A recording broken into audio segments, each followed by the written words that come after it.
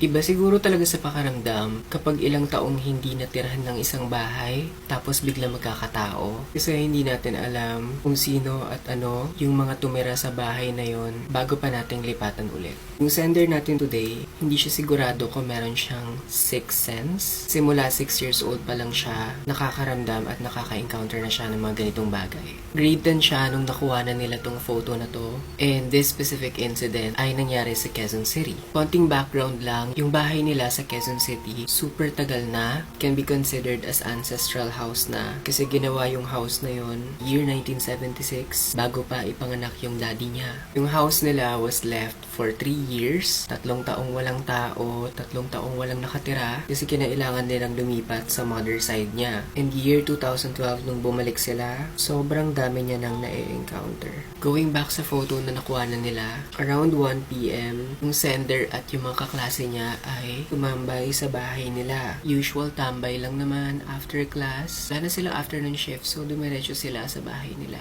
Jamming, kwentuhan, until nag-decide yung isa sa friends niya na mag-take ng photo. After mag-take ng photo ng friend niya, nagkanya-kanya na ulit sila. Phone, kantahan, jamming. And after a few minutes, narinig niya yung mga kaibigan niya nagtatalo-talo tungkol sa photo. Lumapit siya, tinignan niya kung ano nangyayari kasi nagsisimula na ng argument tungkol sa photo nila. Paglapit niya sa mga kaibigan niya, pinakita nila sa kanya yung photo. Pagkakita niya sa photo, naluha siya sa takot kasi ito yung litratong nakuhanan nila.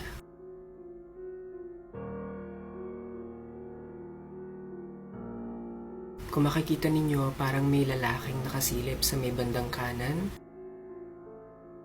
And yung friends niya nagtatalo-talo kung si Renzo daw ba yun, yung isa sa mga kaibigan nila. Kaya sila nagtatalo-talo kasi during the time na nag-take sila ng photo, si Renzo ay gumagamit ng banyo at hindi nila kasama.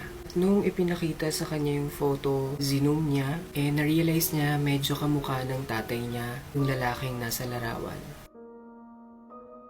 Pero nung araw na yon, yung daddy niya ay hindi pa nakakauwi, nasa trabaho. Normally, around 5 p.m. pa yung dating. Nung nakita niya at na-confirm niya na hindi yun yung tatay niya, humagulgol siya sa iyak. Sobra yung takot na naramdaman niya. Kasi na-confirm niya din na totoo yung lalaking nakikita niya sa comfort room nila mula 6 years old pa lang siya.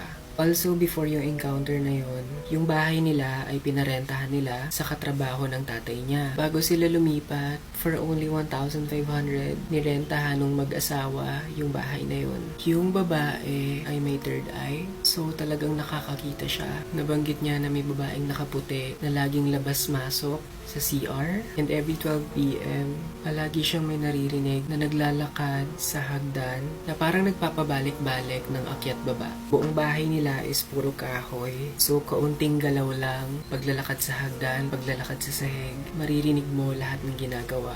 May mga pagkakataon din na yung kwarto niya bubukas na lang ng kusa kahit walang hangin. Meron din mga doppelganger encounters. And sa second floor nila, minsan maririnig mo yung drawers ng cabinet nagbubukas-sara. Lahat ng experiences nila sa bahay na yon, nagiging normal na ng lahat. Yung mga paglalakad, pag-akyat baba ng hagdan, di na lang nila pinapansin.